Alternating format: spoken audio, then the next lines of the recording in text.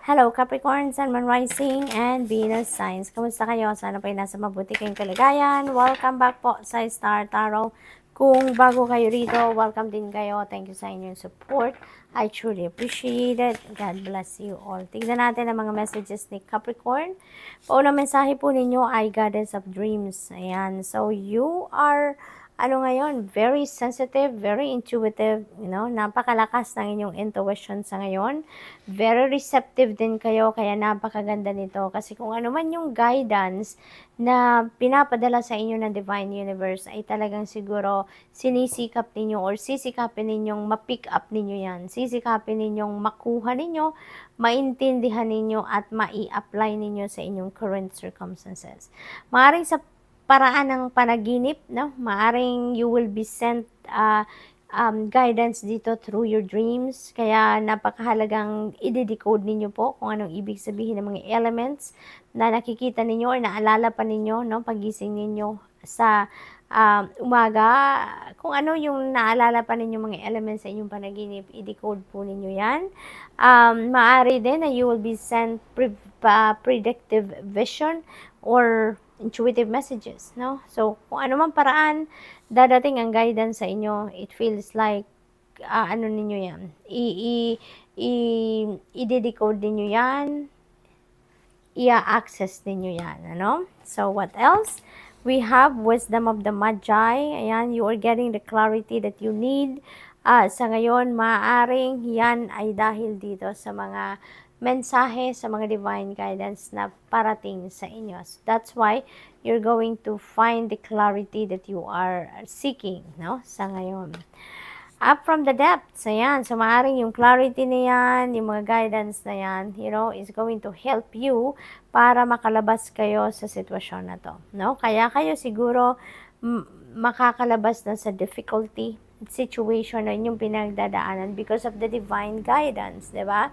Maaaring you're going to apply those gabay sa inyo para ma-solve ninyo ang inyong mga problema, para mag-come out na kayo from this difficulty, no? So this is really beautiful. So what else? We have freedom. Ayan, you're letting go. You're moving on, no? You're definitely moving on dito. You're letting go of any difficult situation sa buhay ninyo. Alam nyo na kung paano ninyo ina-navigate ang sitwasyon na to. That's why you're going to be successful in solving whatever difficulty that is. Kung ano man ang problema na yan, nahanapan ninyo yan or mahahanapan nyo na ng solusyon yan. And you are going to move on from this situation. No? You're going to be free. You're going to liberate yourself from whatever difficulty that is sa buhay ninyo. Depende sa inyong sitwasyon. That could be relationship na sitwasyon na pinagdadaanan ninyo, pamilya, no, pera, career, trabaho, whatever it is, no? Makakaalis na kayo dyan. You're definitely going to move on from that. We have family 3. Ayan, expansion and there is legacy. So maybe meron ditong pag-uusap about inheritance. Maaring meron ditong pag-uusap about managing a family business or maaring pag-iipon, no? Security and stability of the family. Maaring securing your financial future. Maaring yun ang focus ng iba sa inyo dito, Capricorn. So, good luck. What else? We have balance. Ayan. So, there could be imbalances dito sa buhay ninyo, Capricorn, no? Maaring ang iba sa inyo dito talaga problematic kasi kaya may mga imbalances na nangyayari. Mga hindi ninyo siguro ma-figure out, no? Kung ano ang magandang gawin sa ngayon, maaring ganon dahil sa dami siguro ng iniisip ninyo, sa dami ng iniisip ninyo, maaring ganon. So, you're being advised here, no? Ibalik ninyo ang balanse sa sarili ninyo as much as possible. Mag-self-care kayo, no? Kasama na dyan yung pag-meditate, sa solitude so that you can get back to focus, makapag-unload kayo ng stress, makapag-unload kayo ng mind chatter ninyo, yung mga negative thoughts, feelings, and emotions, yung ganon. So, good luck. That's all I have for you for today. Thank you for watching Love and Light. Namaste. Hello Virgo, Sun, Moon, Rising, and Venus signs. Kamusta kayo? Sana po nasa mabuti kayong kalagayan. Welcome back po sa Star Tarot. Kung bago kayo rito, welcome din kayo. Thank you sa inyong support. I truly appreciate it. God bless you all. Tignan natin ang mga mensahe ni Virgo. Una mensahe ninyo po, Wisdom of the Magi. Ayan, there is mental clarity. Maybe this is what you are seeking right now. Kaya, parating na yan. No? Parating na yan. Na clarity na yan. That could be coming through other people. Maaring may makakausap kayo dito. May kukonsultahin kayo dito, tao. At siya yung magbibigay sa inyo siguro ng kalinawan sa inyong isipan. That could also be coming from your intuition. Maaring may divine guidance dito na ibibigay sa inyo, Panginoon, no? Ang divine universe, kaya magkakaroon kayo ng clear direction na of where you are heading. Maaring ganon. We have balance, ayan. So definitely, this is asking for balance, no? Kasi sigurado, merong mga imbalances sa buhay ninyo sa ngayon. Maaring you're all over the place, hindi kayo makapag-concentrate, wala kayong focus sa ngayon. That's why balance is being asked of you sa ngayon. No? Maibabalik ninyo balance sa sarili ninyo by doing some kind of pagsa-self-care. You know, unahin nyo muna ang inyong well-being, ang inyong sarili. Unahin ninyo muna na makapag-meditate kayo. Alam mo yun, makapag-reflect kayo, makatulog kayo na maayos, feed yourself, no? Ng nutritious food, yung mga ganun ba, that is part of it. No? Para, alam mo yun, makabalik kayo doon sa balanse, makabalik kayo sa maayos na pakiramdam because napakahalaga din, di ba, na you are going to be on top of your health kasi kahit naman ang dami-dami pa ninyong kailangan gawin, if you are healthy, you know, makakasiguro ka na magiging maayos ang inyong pakiramdam, 'di ba? Kahit busy-busy ka, marami kang obligasyon, trabaho na kailangan gawin, when you are on top of your health, you can make sure na everything will be taken care of kasi nasa focus ka, nasa ayos ang isip mo, nasa ayos ang inyong pakiramdam, 'di ba? So, what else? We have kinship. Napakaganda naman ito. You belong to a community dito, no? Parang there is a sense of belongingness, there is a sense of familyhood, kung baga, ang iba sa inyo dito, Virgo. So, maaring may ganong sitwasyon, no? Kaya napakaganda, that is exciting na ramdam ninyong tanggap na tanggap kayo, 'di ba? Ng pamilya or ng kung anumang grupong kinabibilangan ninyo.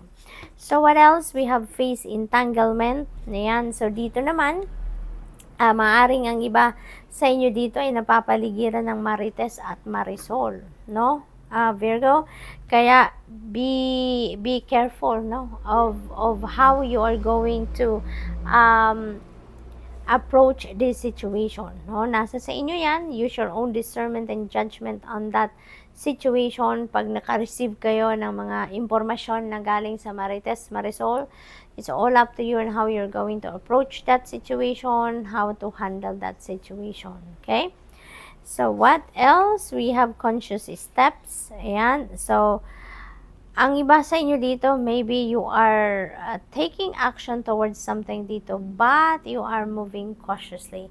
Yung parang siguradong-sigurado kayo. Sinisiguro ninyo na nasa tama, na maingat, no? Ang approach ninyo dito sa kung ano man ang gagawin ninyo dito, no?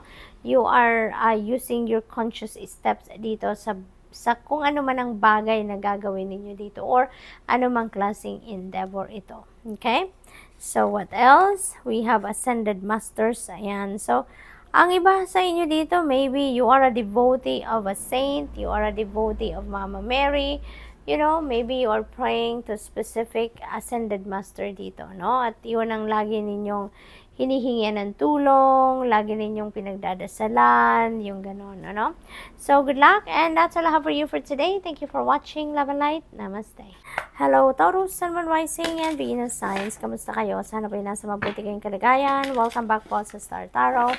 Kung bago kayo dito, welcome din kayo. Thank you sa inyong support. I truly appreciate it. God bless you all. Tingnan natin ang mga messages ni Taurus. We have Archangel Haniel. Ayan. So, there are blessings coming in dito, no? Regardless kung saan area ng buhay ninyo, ang mga biyayang ito, wag na wag ninyong kakalimutan magpasalamat. Okay, Taurus? Always practice gratitude attitude, no? Lalo-lalo na sa mga panahong ito na merong mga parating na mga blessings sa inyo. And yung mga blessings na yan, ano, is going to bring you so much joy sa puso ninyo. Kaya napakaganda siguro ng mga biyayang ito na parating sa inyo. That could be answered prayers ninyo, no? Taurus, kaya sobrang saya ang mararamdaman ninyo dyan. Intuition also will be on point sa ngayon, kaya it is extremely important for you to listen and follow what your intuition is telling you, dahil maaaring yan ay isang napaka-importanting gabay para sa inyo sa pag-navigate ng inyong mga current circumstances. Okay? So, what else? We have attachment. Ayan. So, parang unhealthy attachment ito para sa inyo, Taurus. Maybe you are attached to something na siguro may obsession kayo dyan, or very addictive siguro ang bagay na yan, yung ganon, ano? So, what else? We have talent guides. Ayan. So, spirit mentors and teachers. Parang ito yung mga klaseng taong nakapaligid sa inyo sa ngayon, because maybe they are helping you, no? Na mas ma-hone pa ninyo kung ano man yung mga talento ninyo, no? Maaaring ganon. Or maybe ang iba sa inyo is seeking for spirit mentors and teachers dito para tulungan kayo na mas ma-enhance pa talaga, ma-hone pa ang kung ano man ang talentong meron kayo, no?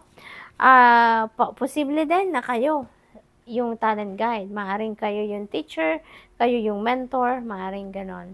So, what else? We have personal guide, and there is guardian angel and spirit family na laging nandyan sa inyo, no? Taurus, maaaring nagpaparamdam sa inyo ngayon ang inyong guardian angel dahil maybe hindi man lang ninyo siya kinakausap, no? Taurus, kaya dito sa reading na to, parang nagpaparamdam na sa inyo, no? Na Taurus, here I am, 'di ba? Lagi akong nasa inyong tabi.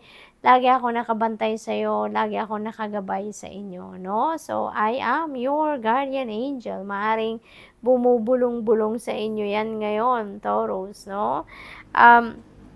Your spirit family also is always in support sa inyo, Taurus. Yan ang napipick up ko dito sa energy na to. Yung parang, siguro, kahit hindi ninyo sila napapansin, lagi silang nandyan, no? Nagpaparamdam sa inyo through this reading na lagi silang nakaagapay sa inyo, okay? Sa lahat ng kung ano man ang inyong pinagdadaanan sa buhay.